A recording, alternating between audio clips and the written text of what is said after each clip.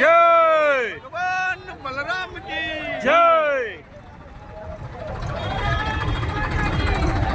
రాజనా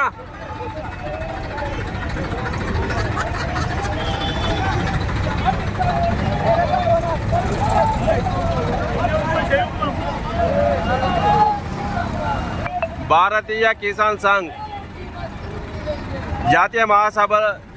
జాతీయ మహాసభల్లో భాగంగా పాలన్పూర్ సిటీ గుజరాత్ రాష్ట్రంలో